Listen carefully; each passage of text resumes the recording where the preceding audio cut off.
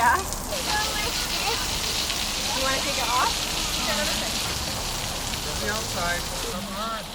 I'm a mom of a young child, and in our lives and in the decisions that we make for our family, we limit exposure to chemicals as much as we possibly can. But there's always that fear when you go out into a public space or to a school or a playground that we don't know what's being used in those spaces or how or when, and we don't have any control over that. And of all the things that we are worried about day to day, I don't want to add my playground to that list. But it's always a concern when you go to a place that you don't know, or you go and your child is rolling on the grass and you're not sure what that grass has been treated with or when.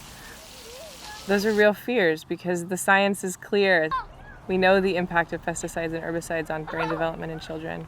It's not debated anymore. The last piece that we need is the political will to change our habits, to change the power of chemical companies who have taken over how we think of environment and wellness and turned us into guinea pigs for profit. So 50 years ago, we made an assumption that there were safe levels or thresholds for these toxic chemicals like pesticides. What we know now is there are no thresholds, there are no safe levels. So when we're putting these in our gardens, when we're putting them in our schools or on the parks where children play and roll around, we're exposing them to toxic chemicals for which there are no apparent thresholds. This would be like giving somebody a drug without doing safety testing in advance. And in fact, the levels of these chemicals that children are being exposed to, 5 to 30 parts per billion, is the same range that chemicals that are used as drugs work. Well, the biggest hazard of exposure to toxins for human beings is really during pregnancy. I'm Randy Phelps. I'm a developmental behavioral pediatrician, and my interest in this area around pesticides is that, or for example, organophosphate pesticides like chlorpyrifos was designed to destroy the nervous systems of insects. And the neurotransmitter systems that human beings' brains use are tightly conserved to the neurotransmitter systems of insects. And so toxins that are targeted towards acetylcholinesterase inhibitors affect bugs, but they also affect people, they affect children, and can impact development. And so particularly pregnant women being out in the community, being in parks or playgrounds, that's when the child is going to be at most risk. I have a 2-year-old daughter, and I'm 7 months pregnant with our son. And we're really lucky to live in a neighborhood where we have 4 parks within walking distance. We go there almost every day. And it's terrifying to think that just walking to the park and playing in the park can expose my unborn son and my daughter and all the other kids in our neighborhood to neurotoxins that could forever affect how their brain develops. So I'm Bruce Lanphier. I'm a professor in public health, and I got first involved because I was trying to understand how lead impacted children in their brains and how to prevent children from being lead poisoned. And then from there we started to recognize that when we did studies to look at lead exposed pregnant women and their children, that we could start to measure lots of other things, including pesticides and plastics and other heavy metals, because we're all exposed to these chemicals all the time. So the main things we worry about from children and pregnant women being exposed is cancer in children and neurodevelopmental effects, things like IQ deficits and behavior problems. And my concern is that when I, as a pediatrician, prescribe a medication, I engage in an informed consent process with the family and talk about risks and benefits. But we're not being engaged in a conversation. There's no dialogue happening. We're having toxins introduced into our environment, and there is no informed consent. We're not being asked. And I think that's inappropriate. I think that it would be as if I, as a doctor, just ran up with a hypodermic and stabbed it into my patient without getting consent. It's inappropriate. And to expose our most vulnerable of our population to these toxins without engaging in a process and without being thoughtful is a mistake. Especially because if we're on public lands, we're spending money managing our public lands.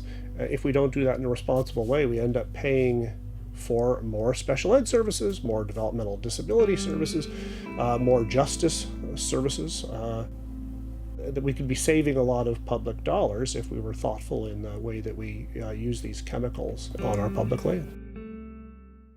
I support Beyond Toxics, and they're a really exciting non-toxic Oregon project hoping to move cities and municipalities away from heavy pesticide use in public spaces. I think that that's a step that Oregon can take leadership on. I am grateful to the city of Eugene for putting a moratorium on the use of glyphosate in our public parks, because that's one thing off our list. That's one chemical that we can say we don't use. So I've had two experiences working with communities that have already shifted over and gone pesticide-free in their schools and parks, playgrounds. Non-Toxic Irvine is just a fantastic community group that I've been working with over the past 3 or 4 years. And they decided about 4 years ago that their children shouldn't be exposed to poisons in schools and on their playgrounds. And so they contacted me and they brought together some advisors, and they just took on this challenge, and they worked with their city council, and within 2 years they no longer were using pesticides in their schools and on their playgrounds. The other experience I've had is in Canada, where 5 provinces have basically said we're not going to use or sell pesticides for use in and around the homes. Municipalities across Canada have adopted that same practice. And Canada is still a beautiful place. And we can imagine that there will be in a few years less disease because of it. It's a choice that we can make as a community, and you'll have a choice to do it here. Yeah, so I'm a strong proponent that in Oregon we should do the same. We can adopt practices that avoid exposing our children and our families to toxins. And there are other ways to manage our public lands that are obviously a much more, in the long term, a more economical as well as a more ethical way of sustaining our land. I am a mother of a 2.5-year-old boy. I just really think that this fight is really important because these little people can't speak for themselves, and I feel like it's all about awareness. And for a long time I had no idea what I was exposing myself to and what my family was being exposed to. And then I got the knowledge from a representative in Beyond Toxics, and just knowing how harmful it was to myself, our life completely changed. And I knew how to control my own environment, but as far as what's in the world, I wouldn't even know where to begin. So it's amazing to have people that can fight for you. We can't turn our backs on this because we know the dangerous effects it has on our little kids, and we can all band together. And I love the thought that in our community we can be the change, and we can represent all of Oregon and show them that it can be done. We often look back on history and think that it was when a senator or a president signed a bill that things changed.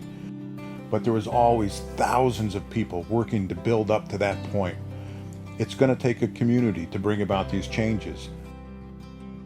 But it can be done. We're seeing it happen across the country.